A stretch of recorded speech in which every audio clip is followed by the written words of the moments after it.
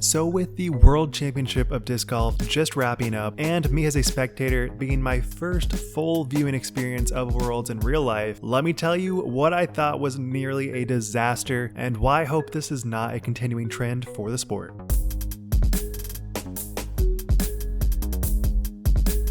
Before we start, I have a promo going on for my bag I just dropped. I have been developing it for a year. It really is the best bag for under 200, and right now I have a discount code for 15% off. Just use code WORLDS2023. You will not regret it. Back to the video. So this year's Worlds was probably at one of the best courses they could have had ever. I love these set of courses, and it truly is some of the most astounding landscapes I have ever seen. Not even just like disc golf, but in general. It was mind-blowing, and if we were just a couple months later, we could have seen all the fall foliage, and that would have been amazing. And with it being northeast in Vermont, you get also some amazing weather, besides obviously round one, that was just a total monsoon. But overall, the weather was great. The elevation wasn't too high, so nobody really had to deal with acclimating that way. You get two tremendous courses. There are sometimes situations like, let's say last year for instance, where the courses just aren't that amazing. There is a good area for viewing, there is good reception, good all around stuff, but you get to the course and you're just like, this just doesn't really seem like an elite level course to have the World Championship at. I do like playing at Emporia, but watching it, just not for me.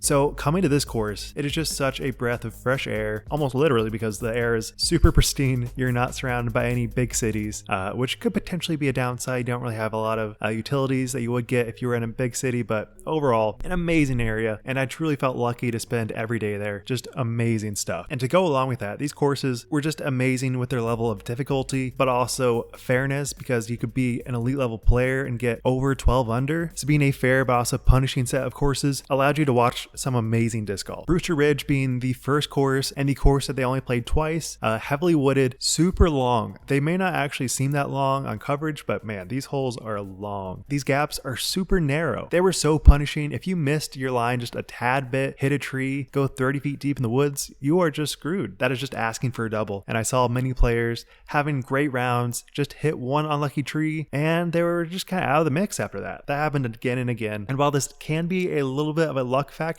it did reiterate that hitting your line cleanly is the most important thing in disc golf. And to add even more difficulty, even if you hit your line nearly perfectly, let's say it was a par 4, your upshot, you almost can't even see the basket many times. So you're just throwing essentially blind. I'm sure the pros know where to throw it to get to the basket, but you literally can't even see it because it's blocked behind trees. So very, very difficult on Brewster, especially with the torrential downpour of round one. And then we get to Fox Run, which was definitely the most open of the two courses. It was a mix of open, half wooded, half open, and some just downright wooded holes. But for the most part, you could see the basket right off the tee pad, allowing you to have a pretty clear look at what line is required to hit your shot. So this course definitely lended itself more so to better scores and all around just more viewing friendly holes. But with that said, there were a couple of holes that were less than ideal for viewing, and you will see later in this video why this was potentially a major problematic issue for the tour. So the issues. I definitely don't want to portray this entire event as a negative. It was probably the best tournament I've ever been to. Bar none, such amazing disc golf. The level of parity is spectacular. The landscapes blew my mind away, and everything was organized pretty well. I was able to get my pass, walk to all the booths, walk to the first hole of Fox Run, the first hole of Brewster, without too many steps at all. Sure, you had to take a shuttle, but for the most part, non-issue. So first issue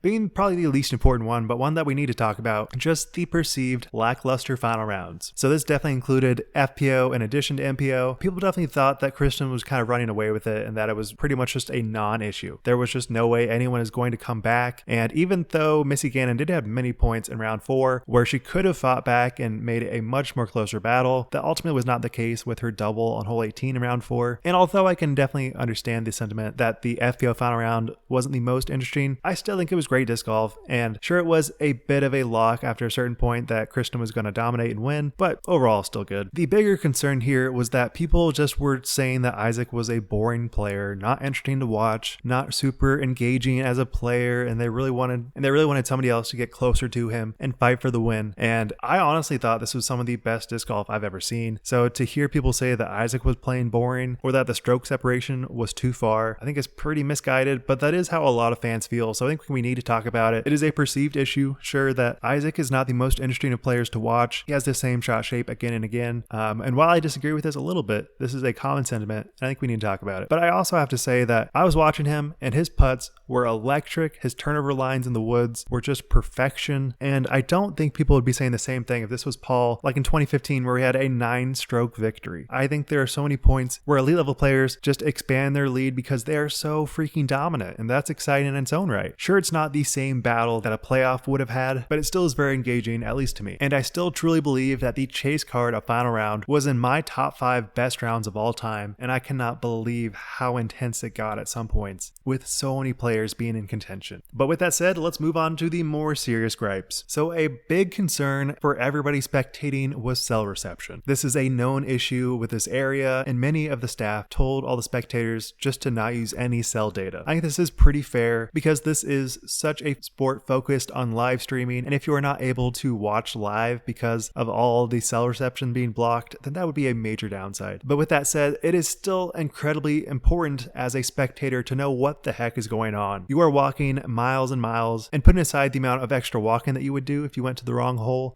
it is also just a major downside to not be able to know what the scores are. There was basically only a couple of moments the entire final round where I, as a spectator, knew what the scores were because I would flip on my cellular, couldn't get any reception, couldn't see any of UDisc, so I was just trying to guess if Chase Card was making a run for it, and then I would check their scoreboard, and then I'd see, okay, they're making it pretty close. Let me see what the lead card's doing. And then Isaac would be popping off, or he'd have a bogey, and I would just have no clue what the actual current scores were. And to me, as a fan, I feel like I'm missing a major part of what makes disc golf so interesting, and that is knowing what each hole's impact is on the entire round. Because AB was genuinely making a push to be a world champion, and I would watch Evan Scott throw his shot, and I was like, man, what if he wins? But when I was actually watching him, he was like 5 strokes off the lead. There was no way he was going to come back. But just none of this was clear unless you had complete access to UDisc. But once again, this is not the biggest of issues. It is just a minor annoyance that made it pretty difficult to understand what was going on. Let's get into the big issue that could have made this entire tournament a disaster. So lastly, the biggest thing was the heavy restriction on spectator viewing. As a spectator this entire weekend, I feel like I have a very good understanding of what was to be expected as a spectator. So first off, there was many points where people would have to be cleared out, especially around the basket, because it would just be a little bit too close of the fairway and disc could have hit spectators or their property, which actually did happen. I believe it was Chris Dickerson on hole 1 of round 4, I believe. Whatever the situation was, a player threw their disc, it was going to go straight out of bounds, but it hit the spotter's bag and bounced back in bounds. So there are many points where it is super important that nobody's in the fairway. That's cool. I understand that. Not a problem. While this can be restrictive at times, it's rarely a conflict for anybody watching, and it's mostly just crew members saying, hey, could you move this? Hey, could you just get a little bit out of the way? Mostly not an issue. And for Brewster Ridge, while this wasn't really too much of an issue because it was only the earlier rounds and there wasn't a ton of spectators over there, I heard many reports that it was kind of just unwatchable having a non-VIP pass. So if you wanted to watch this entire tournament, you basically had to have VIP because the holes are just so wooded that there was just no great way to watch these. And I saw a bunch of spectators trying to figure it out as a non-VIP watcher, but they just weren't having much luck, and there's not really a whole lot you can do about that. I think it's just kind of the way it goes. And while I don't love it that you can pay for a pass and only be able to watch like 9 of the holes, I think it's slightly understandable with such a wooded course, and there still was a ton of people that were non-VIPs that were able to watch. So overall, it wasn't great, but wasn't the worst. The major concern was Fox Run, and that was because the back half of the course was blocked off heavily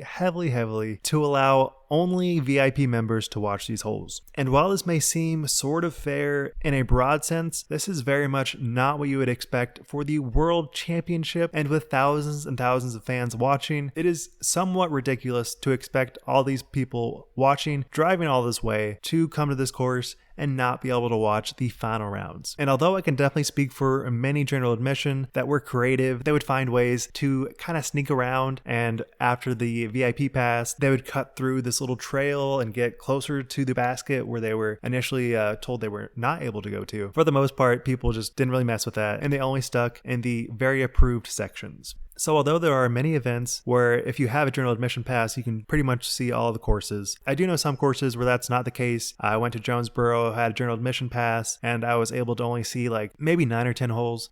So there's definitely a precedent set there. But the major issue with this entire notion of not being able to watch these holes is what was specified with the ticket of a general admission pass. And that was because they stated a general admission pass includes, quote unquote, spectating on all of Fox Run Meadows course.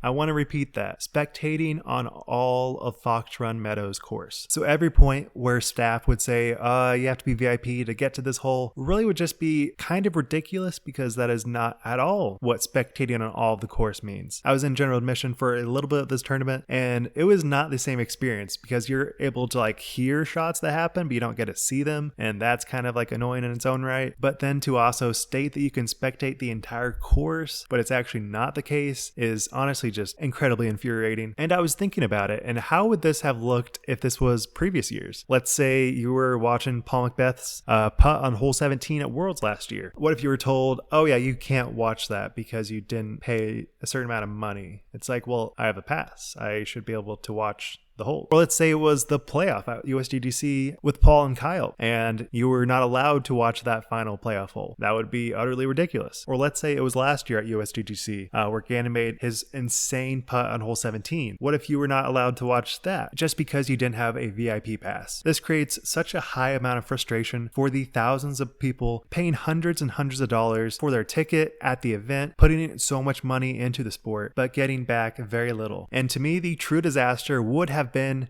if they had playoff holes. If you had thousands and thousands of people unable to watch the playoff holes, then I think the amount of anger and frustration at this total event would have skyrocketed. And it was very possible for this to happen. There was points where Isaac was dropping off a little bit, and AB in particular was just lighting it up. There was a real world where that could have happened. And while I'm not sure exactly what holes start for the playoffs because the event ended, so it's kind of hard to look this stuff up, if those playoff holes would have required your VIP pass, then I think a freaking riot would have erupted because so many people would be trying to rush towards those holes, and I don't think anybody would have stopped them if they didn't have a VIP pass. So the real kicker here was the way that things were done at the final moments of the event. Me as a spectator, I drove a long way to get to this event, and I was pretty bummed that me as a general admission pass was unable to watch the last 6 holes of the World Championship. I would have been better off just kind of watching on the stream. And sure, it was pretty electric to watch the holes that I was able to watch, but it certainly does not match the level of intensity as actually watching the lead card, especially in those moments where Isaac needed to make a crucial putt for the win. But one moment in particular really stood out to me, and that was hole 16. There was a section for the non-VIPs, which was basically blocking most of hole 16, and the media director, Mahmoud Barani,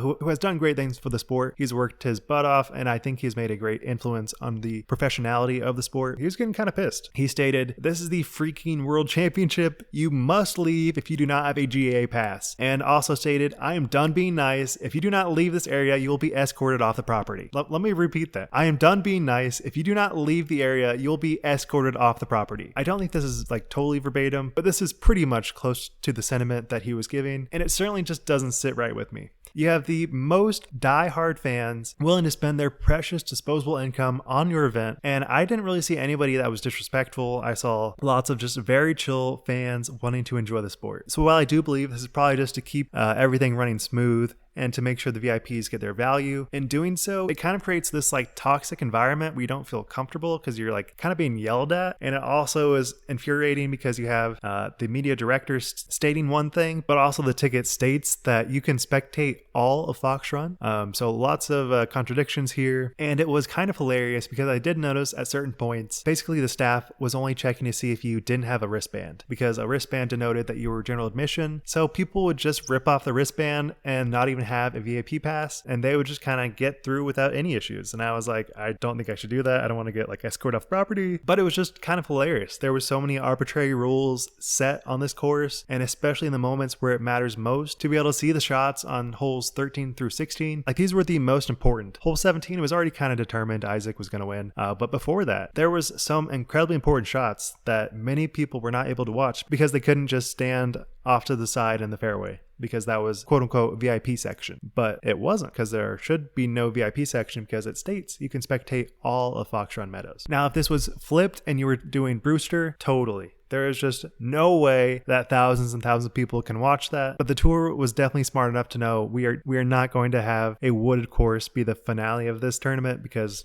that would just be terrible for viewing. So while I'm sure the staff have an incredibly difficult job trying to wrangle in so many people, I think there was definitely a level of disrespect to the thousands and thousands of fans that just wanted to watch. They weren't trying to sneak into the VIP section. They were just trying to be able to watch the holes. But I think this is a very important issue that continues to be echoed again and again by fans, and especially those going to these events, that the spectating they get is not elite levels. It may seem like it on the live stream, but very often the case is that you will not be able to see much of the throws, and it is definitely an issue that the Pro Tour needs to work on, and almost more so, they definitely need to prioritize the descriptions in their tickets, because it may seem trivial, but it also sets the stage for what a fan and spectator are able to do. So overall, not a complete disaster, still great disc golf, great experience as a viewer, just some gripes that really set the stage for a potential disaster. Sure, I would definitely like to say that this was probably done for the safety of fans and spectators and players and staff, but this still is a major glaring issue that needs to be addressed, and to me it seems like it is only